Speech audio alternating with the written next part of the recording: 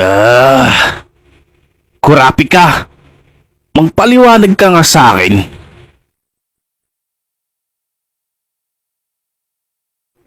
Bakit kailangan mo pang iligtas ang mga mokong na ito? Di ba sila ang dahilan kung bakit naubos ang tribo ng Kuruta? Dapat ay hinayaan mo na lang na maging abo sila. Ay nako, nag-iingay na naman ang gunggong na ito. Bahala ka nga dyan. Siguro ay may dahilan. Pero, ano nga ba yon?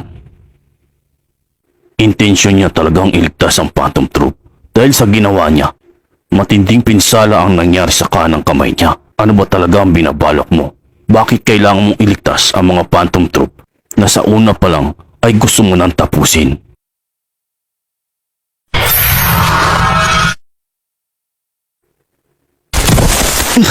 Lagot na. Mukhang hindi